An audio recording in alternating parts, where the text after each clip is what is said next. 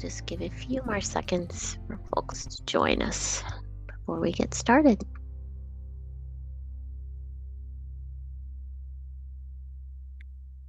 You may see that we're missing a lot of our public schools. Christy and I were talking about this. We wanted to make a very, very consistent time. So we thought the third Wednesday of every month at 12:30 we would meet, which is great, except this month it landed on almost all the public schools pre-K spring breaks, public school spring breaks. So no worries. We're recording this. I'm taking lots of notes and we'll be coming back again in April. But this is going to be a very exciting hour. We're really going to dive in. Slide. So what are the community leaders?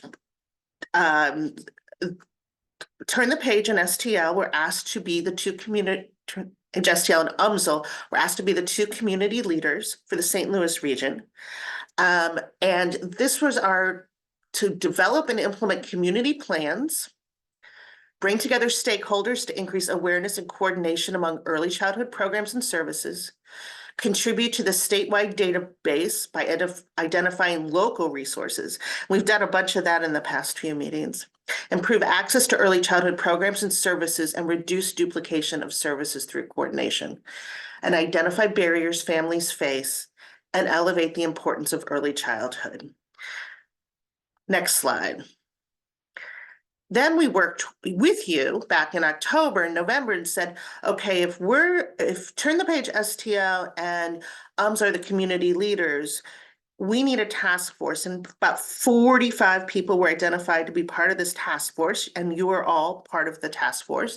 And what was your role? And the number one was understand and support the strategic vision and roadmap for Missouri's childhood system. So we dived into that. What Missouri Department of Elementary and Secondary Education's Office of Childhood, what their vision and roadmap was. So we are matching our work with that of the Office of Childhood.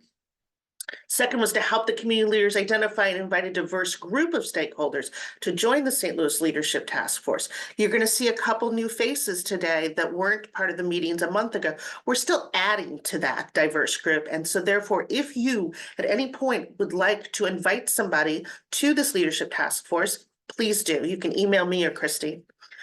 Attend monthly stakeholder meetings. That's what we're doing right now.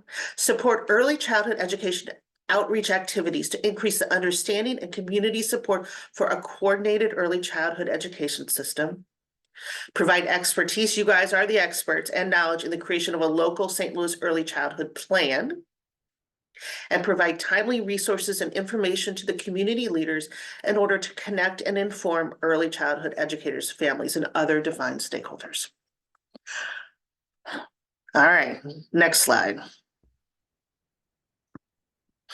Okay, so we just wanted to give a summary of our survey results now, Lisa, from our St. Louis Region 2024 Initiative Survey.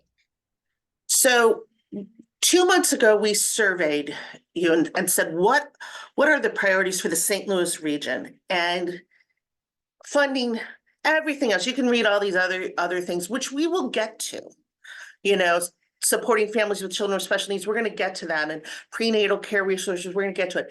But by far, it was money, funding for families to get subsidies and for childcare centers to get those subsidies and grants and other funding opportunities.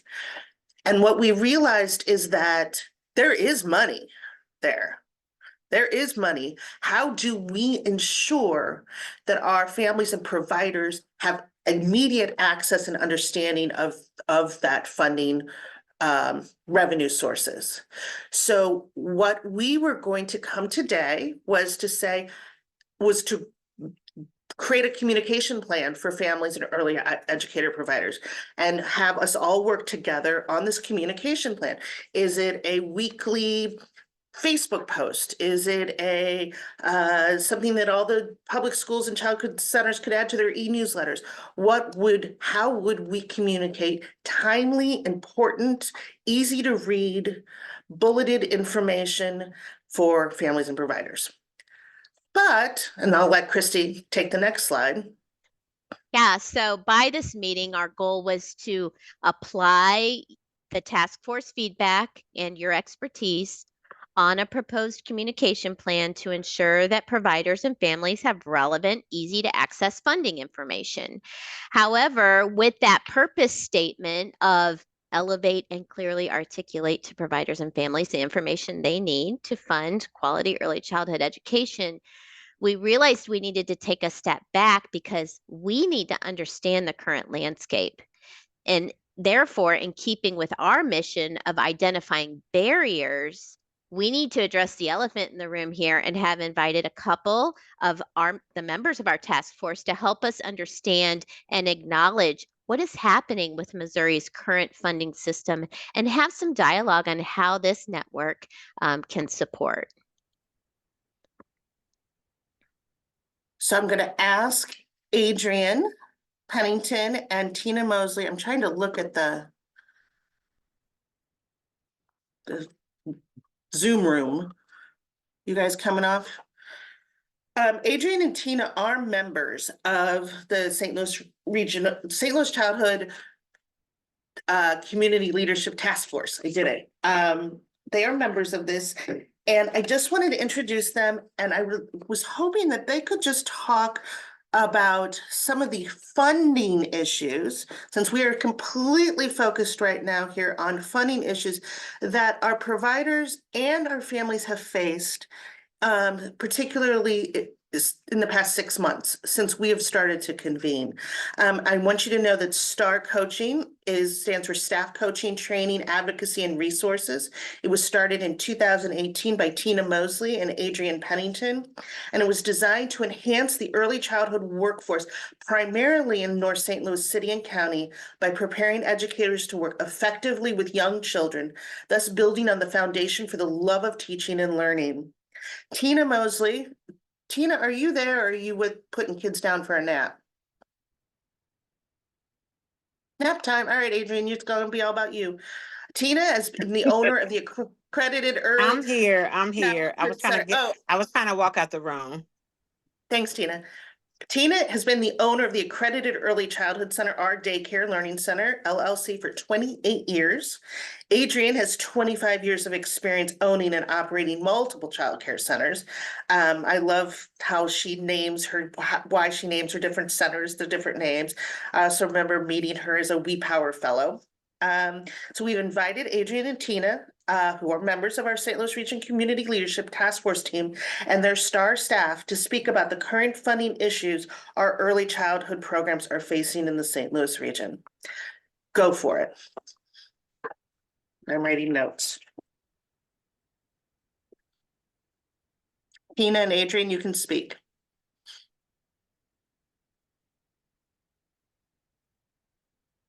Oops, Adrienne, you're muted. Oh, okay. I'm sorry. Well, what a wonderful introduction. Thank you so much, Lisa, and everyone that's on the call.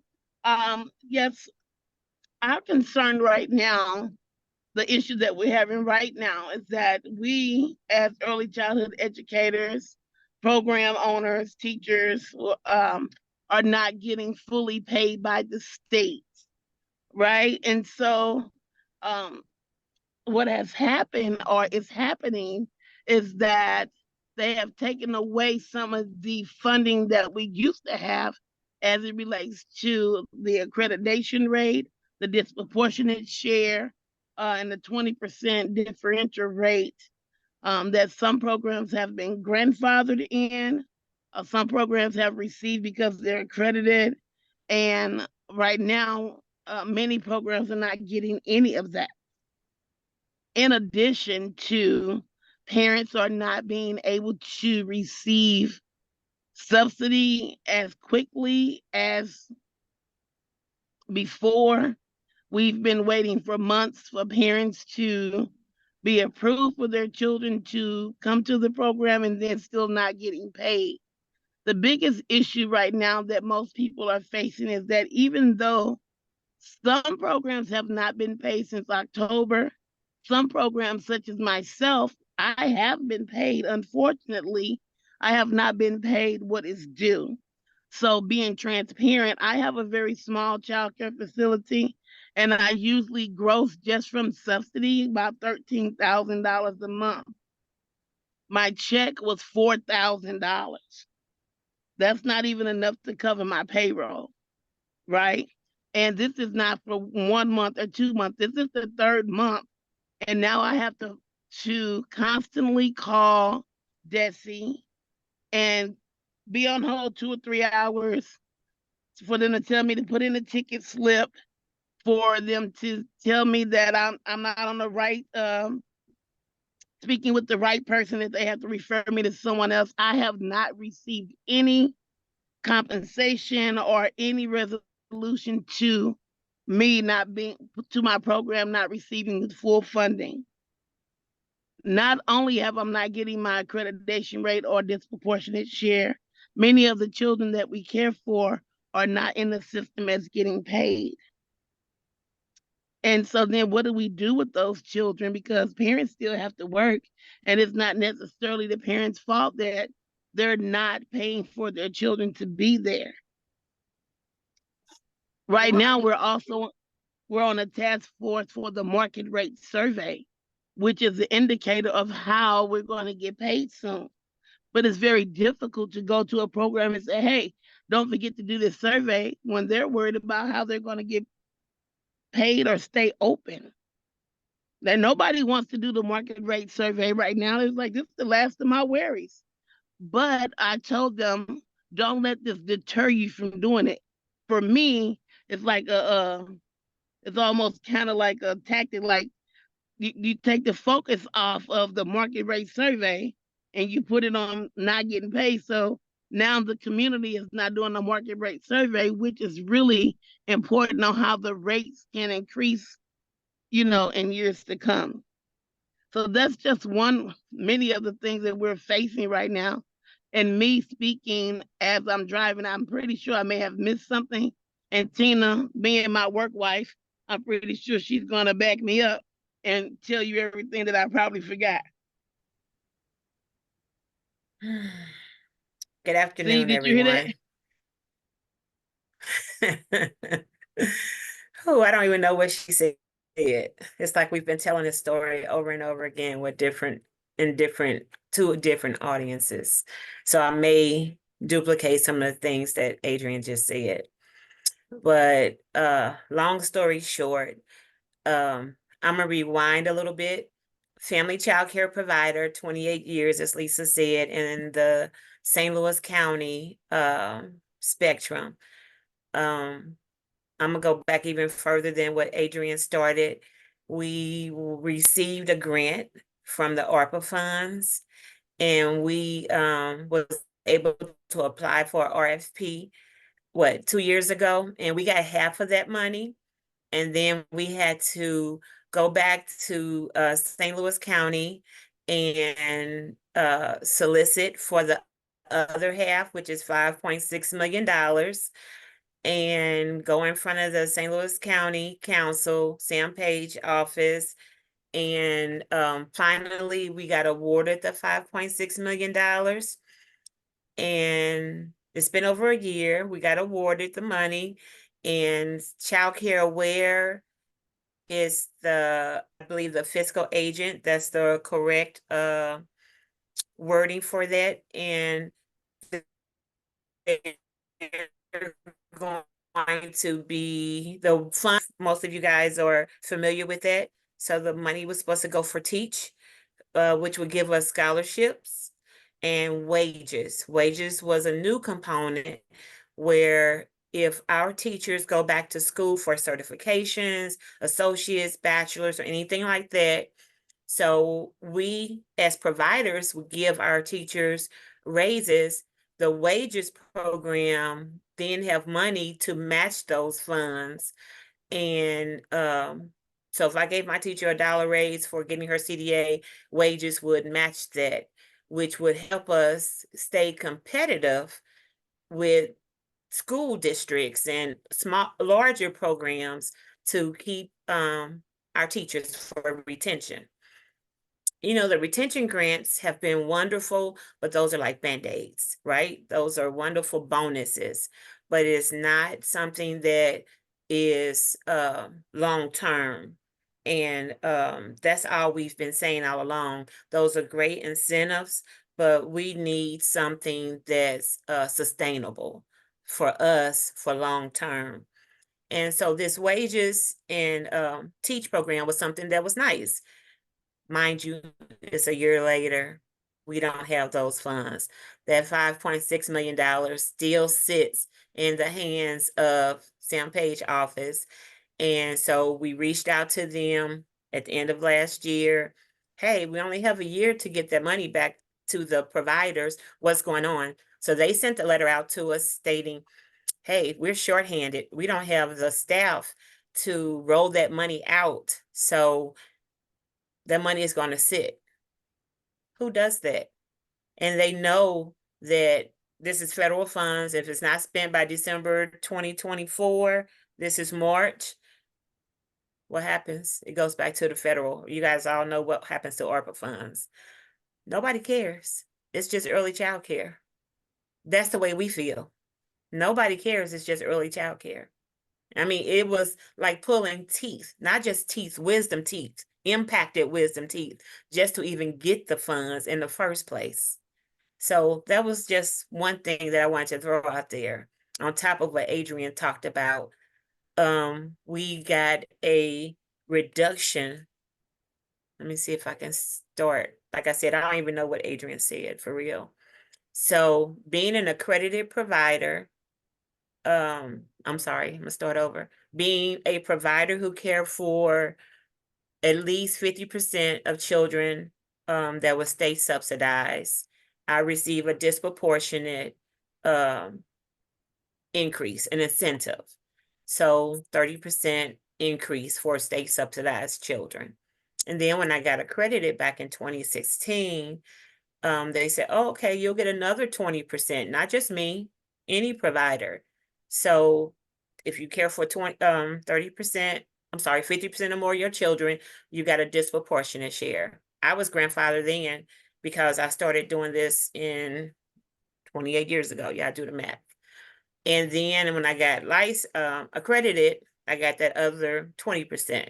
So those are nice incentives, but I'm doing the work. I'm caring for those many children. They can't afford childcare, and then I get accredited. So I'm raising the bar of the quality of my program.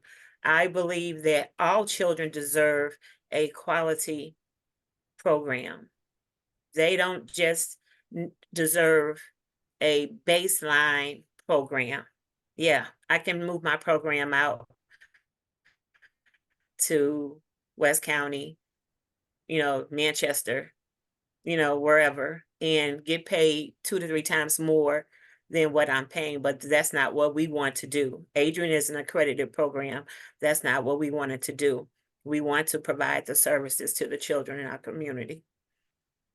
So September 2023, the state sends a letter out. Oops, that was a mistake. We can't do that any longer. We are not going to be able to stack those services. If you care for 50% or more state subsidized and you're licensed and you're accredited, we're basically going to merge those in and you'll get a 30%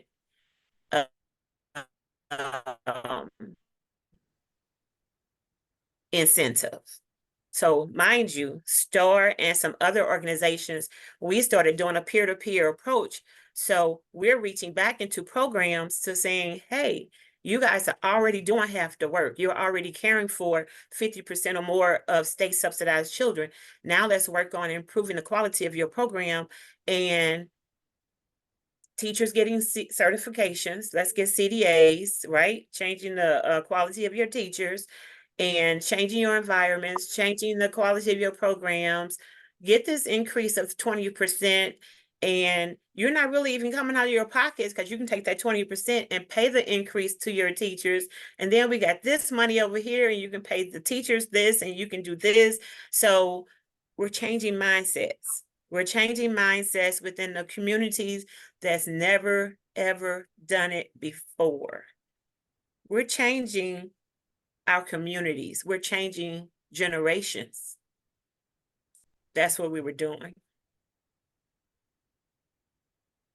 Somebody What's said, what's the problem now? what is it? Somebody said no. The problem now is, yeah, the problem now is they're wondering why. So we've got them in this mindset of, yes, quality is necessary increase. With the quality, why do they want to do it? Why do they want to become accredited? And it should not be tied to money, which is true. They should want to do it because they want to do it. But when I became accredited, I received a 50% increase, and they dropped it down to 30. Right? And so they're like, so what's the purpose? Because technically you really have to pay to be accredited for real.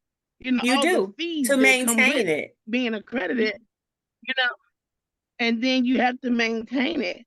And so Correct. technically the money that you're getting to become accredited, you have to pay back into the accreditation program.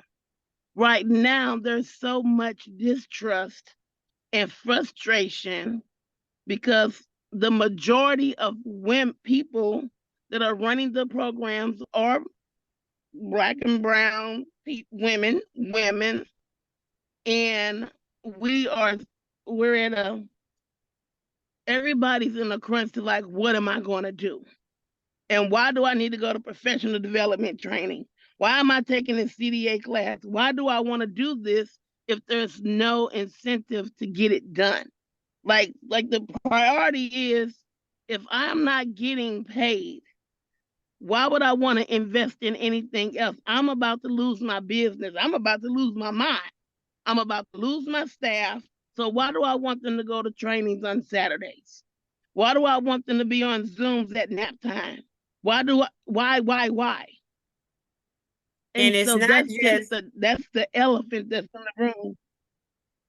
And it's not just the trainings. They're doing the clock hour trainings, but we were able to help turn the page. You're not just going to sit on the computer and do these 12 clock hours that we were traditionally doing, where you sit on the computer and you go click, click, click, click, done. I got my 12 clock hours in, and the teachers really didn't learn anything, but I satisfied the state requirements. But the teachers didn't learn anything, and they went back into the classroom and they were the same. What do we call them, Adrian? We have a word for teachers who go in wet and go into the water dry and come out dry. And but there's no substance, basically, is what we're saying. And then the directors are screaming mad because they think that they've invested in their teachers, but they haven't. Because you gave them a laptop and all they did was click, click, click, click, and they satisfied those 12 clock hours. And then we're coming in and saying, look at the type of trainings you've given them. Let's do some substance. Let's improve the quality of the trainings. Let's do this. But then there's some investment that the directors and the owners have to do, but that comes with some financial investment.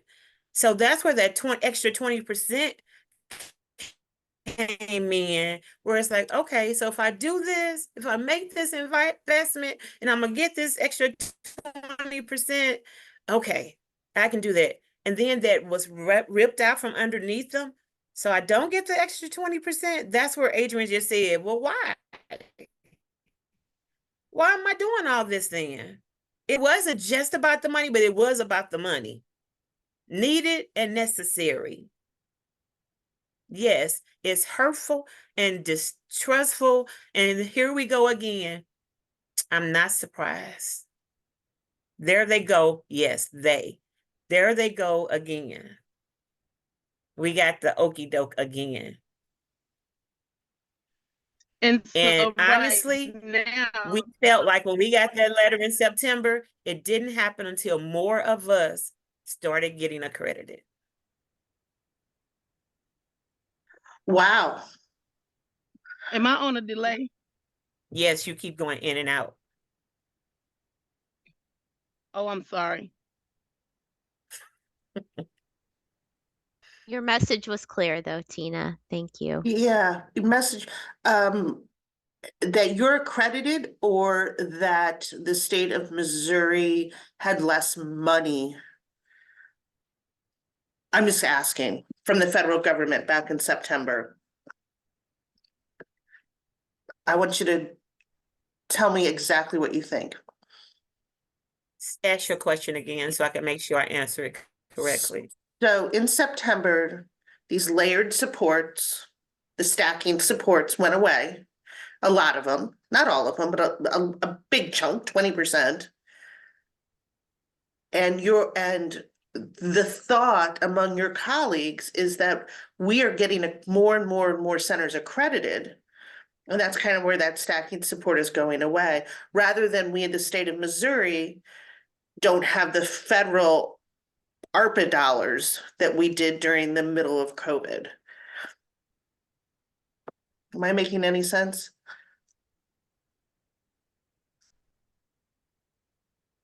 Are you wanting her to expound on the statement that she said it wasn't until after they got Yeah. accredited that they got paid? Right, that's very, yes. Do I believe that? Because I believe you. I do not believe that it had anything to do with the ARPA money going away. Is that what you want me to, that's what you're asking me to expound on? I do not believe it had anything to do with ARPA funds. That 20% existed before COVID. That 20% wasn't there because of ARPA. Got it.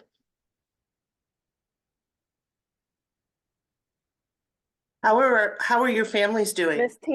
Miss Tina, that was something around that had been around for nearly like 20 years, right? Yes. The disproportionate was there when I got licensed in 1997.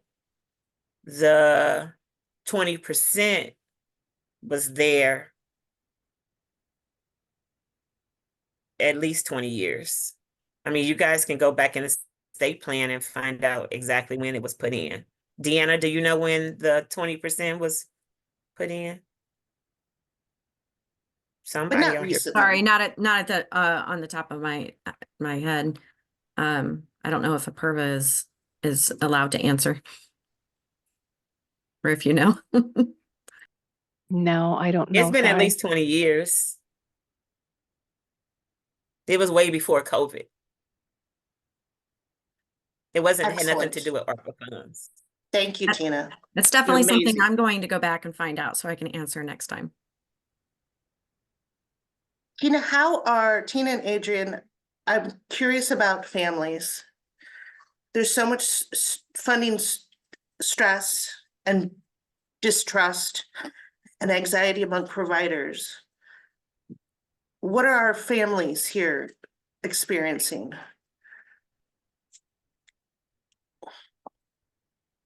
Well, I'll start with mine. I have fewer families than Adrian does because I'm a family childcare provider. So I'm 10 and under.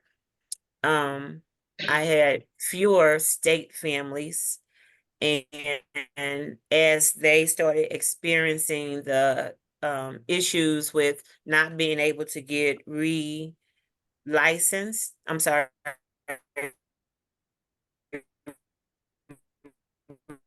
recertified because of the stating for the state.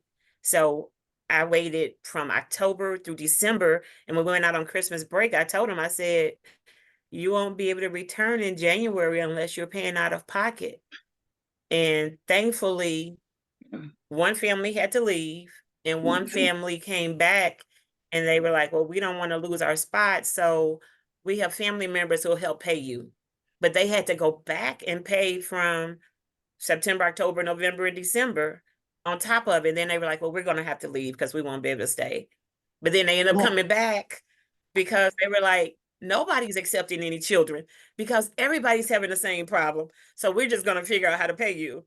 So it's like that every place. Why were But the I families know not getting the Adrian had- subsidies? Why were the families not getting the subsidies? Because of the new computer system, the new system that the state had put into place, and they were not able to get recertified in the system. Just like we weren't able to get on the new system, the parents, the families were not able to recertify. And like I said, I'm just one, so I had 2 families, but I have colleagues who had 27 families. I had colleagues who had 57 families. And so Right, for of me, But Adrian, are you so- able to speak? do you hear me? Can you hear me? Mhm. Yes, Okay, so Yes. so for me, the new system actually, as the parents told me, they have to put their own information in the new system. Whereas before they had caseworkers to put their information in the system. Some parents are not able or computer literate to do it the correct way, and there's no one to tell them that it wasn't done correctly before they submitted it. So it's after they've waited for a while for somebody to call and say, you didn't do this correctly, or after the parent called back and say, hey, I've been waiting 2 weeks and I still don't have childcare. And they are being told, as I was told, that they didn't do something correctly. So now the parents are being faced to put in their information when before there were certified or trained social workers or caseworkers that put their information in. That's one new thing that the parents are telling me. Secondly, they're not approved right away like they used to be last year. And for me, being a provider, I do not receive any information from the new system stating that this child has been authorized. So, Right. or unauthorized or lost their subsidy until after it's already done. So a child may have lost their subsidy in February the 2nd. I don't get notice until March the 30th. So now I lost all of this money that I'm already not getting. And how do I go back and say, hey, mom, you know, they didn't pay me for the last 6 weeks, so now you owe me $842. Right? And on top of that, as the parents work through the system, they have to call, like Adrian just said, but they're on hold for 3 to 4 hours. We have screenshots. The parents are sending it to us saying, I'm not kidding you guys. I've been on hold for 3 to 4 hours while I'm at work. Or I got my sister to call for me and I'm on hold for 3 to 4 hours just to get somebody live to say, I'm sorry, we're not able to help you. I'm going to have to send you to a different department. that's a lot of frustration. And for me, I've had my family so long that I'm really, really trying to wait it out so that I don't lose the families or put them. I've never had to put anybody out. And so I just had a parent yesterday with 2 children like Miss Mary, I don't know what to do. I said, hey, you know, they're still not in the system. They started on January the 15th. They're still not in the system. And she said, well, I just started work yesterday, so maybe you can put me on a payment plan. And I just told her, listen, let's just wait till Monday and see what happens. And we'll take it from there, you know? And it's just so heart-wrenching because the parents are really trying, the providers, the owners, directors, we are trying so hard. And it's like when we go to other organizations or other people that really receive the check from organizations that are not being paid by DESE, it's like, oh, you all will be okay. oh, you just have to be patient. We already get paid 45 days in arrears. And now we still have to wait, and we've been decreased, but we just have to be patient. Patience is running out. People are losing their businesses. People are Yeah, losing they're their closing. staff. And then we lost the 20%. What did she tell us on the Zoom? It's just 20%.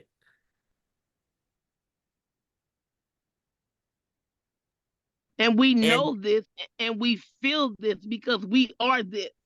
So exactly. nobody can speak to this pain like we speak to the pain because we're in it. We're in it. We're not other organizations that say, oh, okay, we're just going to talk about it. But then at the end of the day, Lisa, I'm going to use you as an example because you cool people. I hope you're going to say at the end of the day, STL Lisa, she got her full check, so she's good, right? But what about the program that just didn't get? Shit, I just lost $7,000 in 1 month.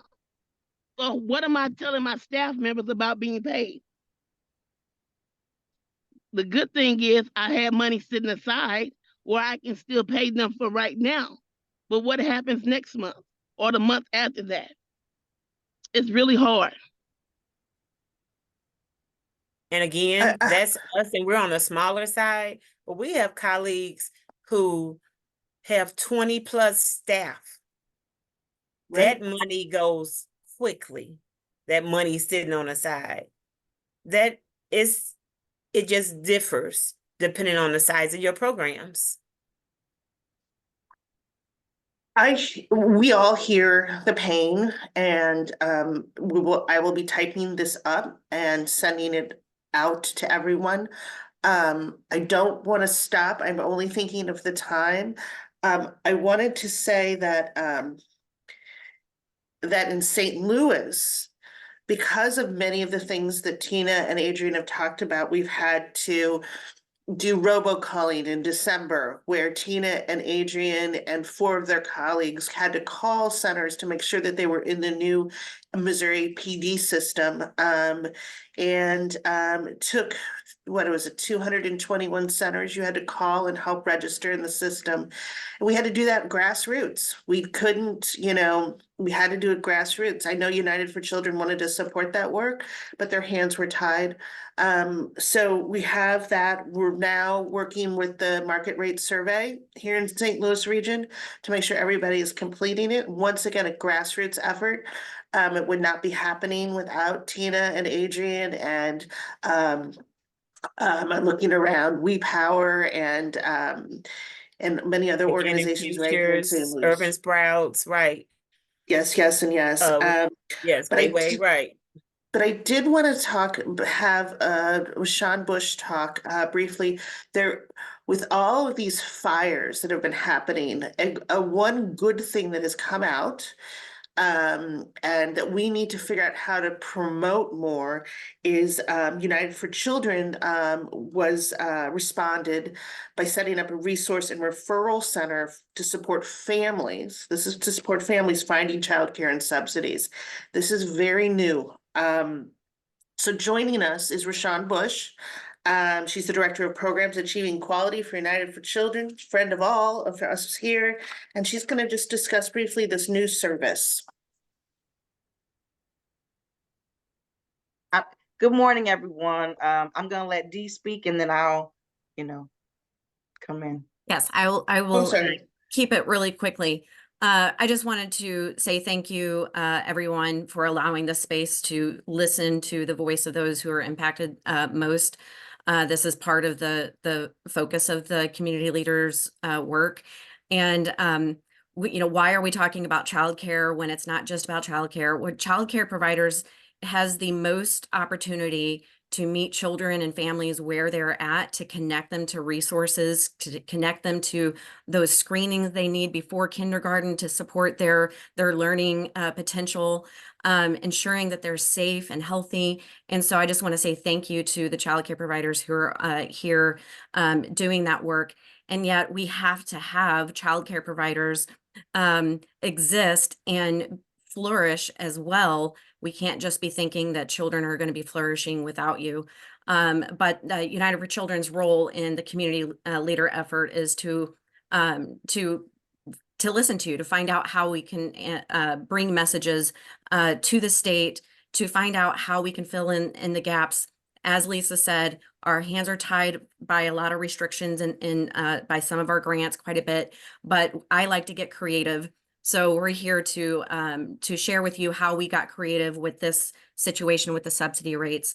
Lisa, Tina, Adrian, Lisa Shear, I believe, and I talked to Pam Thomas to find out more about what the challenges were happening with the subsidy system, so that we could, on my part, to understand how we could support it differently. We attended the coalition that is learning about the subsidy system, the new system, and informing the state of what's working, what's not working. We offered a couple of times to, how can we support this effort, and finally got an answer that we can do something. So this something is the effort to reduce the burden on the state that is being bombarded with all the phone calls, the complaints, the tickets that aren't going through. There are some really deep issues that they need to be able to tackle, but then there are some much easier issues that we are able to tackle ourselves, and maybe stop that pipeline of challenges. So that's what Rashawn is going to present on. First, talking about, in general, we are the early care and education resource and referral service provider for the state, and then also what we are doing with the childcare subsidy issue. Thank you, Rashawn. Good morning or good afternoon, everyone. First, I just want to say, Tina and Adrian, you all are incredible.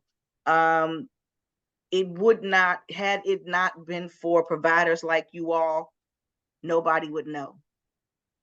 I can't not say that. Nobody would know. And I appreciate your honesty and your hard work, because this is hard work. This is not hard work.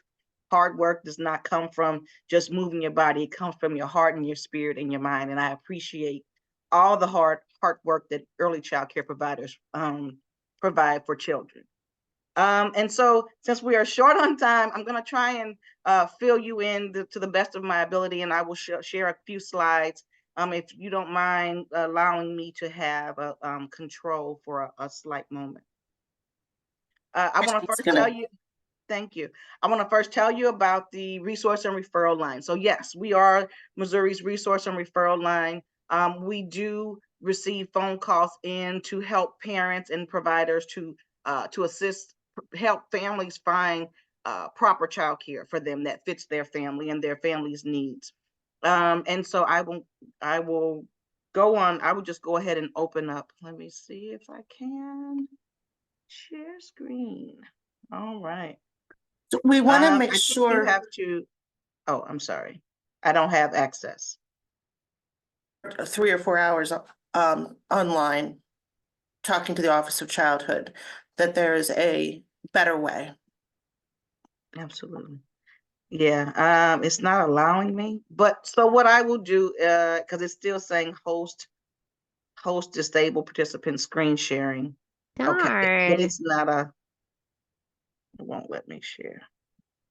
I So for put interest allow, For so I interest don't of know. time, Lisa, do you want Rashawn to skip through what we're doing with the Yeah, I can just parent calls? kind of go over, and then I will, Lisa, what I'll do, I'll send you the slides so that I'll that way you attach can it. share it out.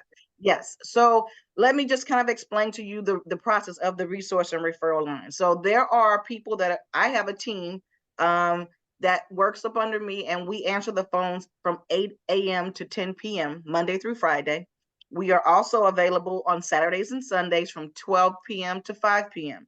We want to make sure that we are accessible and available to help families to the best of our ability, and to make sure that we assist families with finding childcare that will support their family's needs, but also, in addition to finding childcare, connecting families with resources. So as many of you all know, we have the Missouri Find Help, Missouri Family Resource Find Help app. If you haven't already seen it, that app is resource that families across the state can access.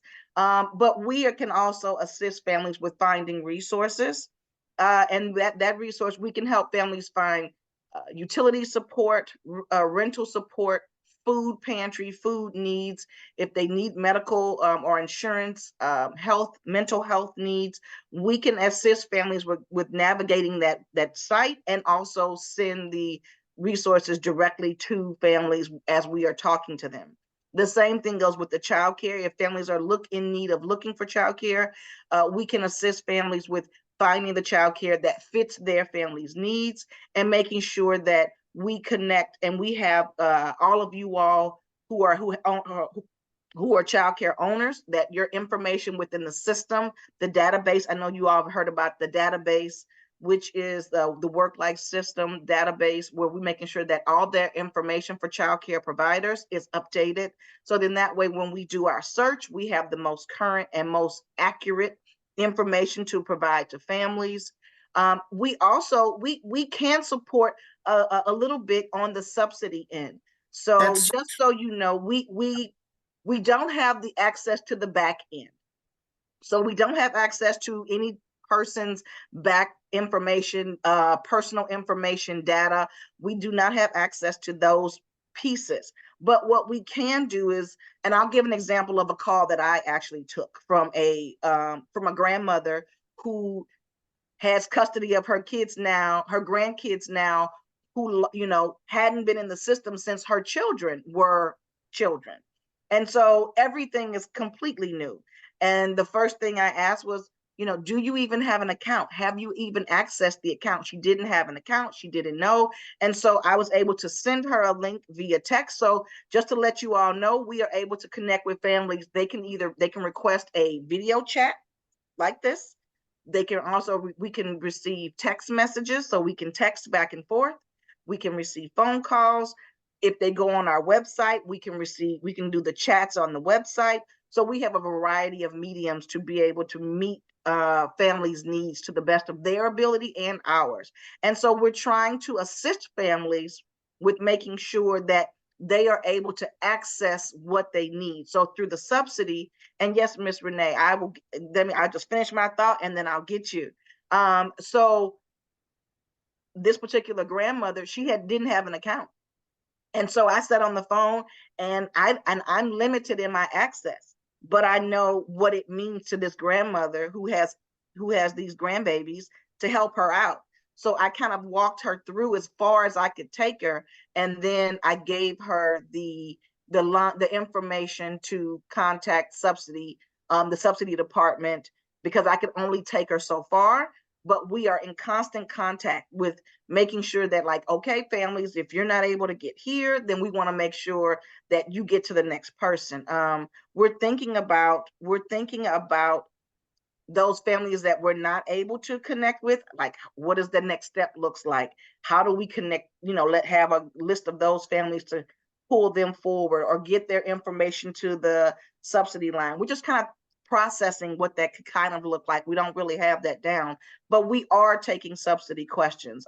We are, to Adrienne and Tina's point, when parents, when they don't have the DVN number, you're right, the parents have to put all their information in. So some of the questions that we ask are, do you know the child care center's DVN number? Is that in the application? Because that actually will be halt your account from being approved or pending, to move from pending to approved. So making sure that we ask all those clarifying questions, so then that way they can go back in to adjust their applications. Even with times, we've actually had questions around time. How do we have the, if they're 24 hours, how do we set the time? So we talk them through this. If you set it here as an evening and then into the morning on the next one, to kind of walk them through. It's a trial and error even for us. This is all new. I was a mother who needed subsidy at one point in my life, because I'm a mother of 3 daughters. And it was easier, but you would wait in the office all day. So, you kind of give and take which one you have. But now just know that we can assist families to the best of our ability. There are some limitations on our end, but we are providing some support. Let's see. Miss Done, that's- Renee? Oh, I'm sorry. Wonderful. And and Renee, yeah, we will make sure, I'm looking at the chat, Okay. that everybody has. So Samantha, you can get this family, exactly how to call, chat, text with United for Children. Was And there a question? I can let me put the phone number in the chat. I'll put the phone number in the chat, so then that way you all will have the phone number directly if we don't have it right now. Perva did put the link to the Oh, website. okay. I'm sorry, I directly. didn't see No, you that. can absolutely do that. But all the information on how to get information there and the forms, and we can get packets of information in any language, all sorts of things. Yes, we have resource packets that also assist families with getting information to make sure that they understand their child's development if needed. But really this is around making sure that families feel like they are supported and that they have somebody is on their side. Somebody is on their side. I put the phone number in the chat to our resource and referral line.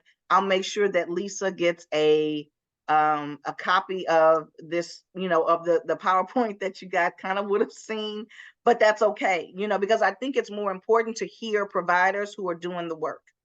Agreed. It's more important to hear I am a boots on the ground person. And so when the boots are on the ground, you need to listen because they're the ones that's doing that dig-in face-to-face work with families each and every day. And so that's important that we have that conversation.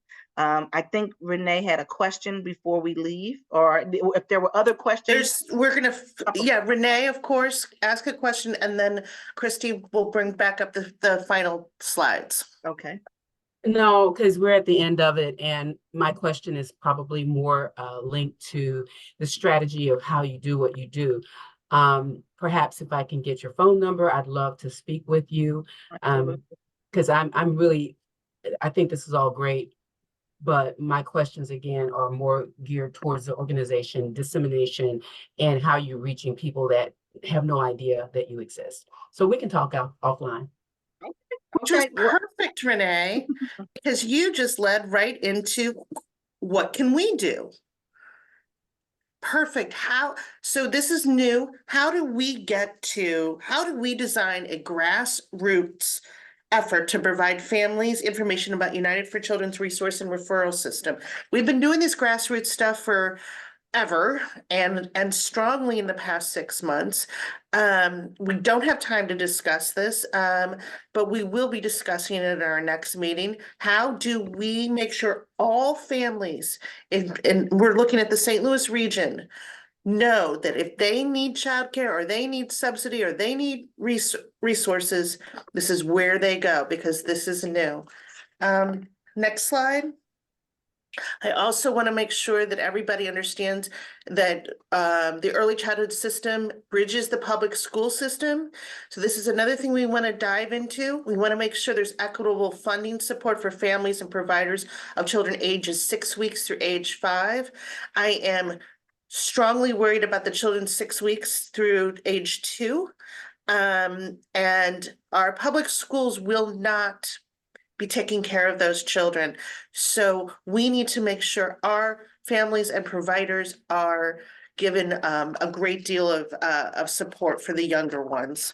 Next slide. We do hope to start at our next meeting. I hope you'll all join us again. In addition to coming up with these answers to these questions, we will start diving into communication plans. You will see an email from me. And Christy, not just today with the notes, but maybe some pre-work for our communication plan, and a question about whether or not we should have a Facebook page, or the question I'm going to send out via email is, what are those Facebook pages that you all are following, that everybody needs to be following, so that we are in the know, and that we can make sure our providers and families are in the know.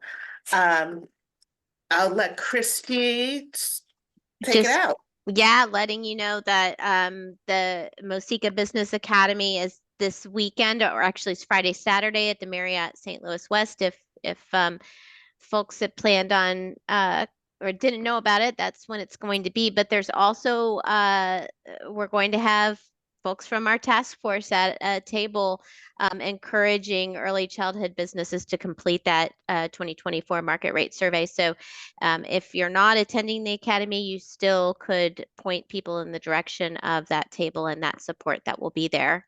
And then Lisa, you want to Oh, close and us out? I am answering Samantha's question because it's something that keeps me up at night too.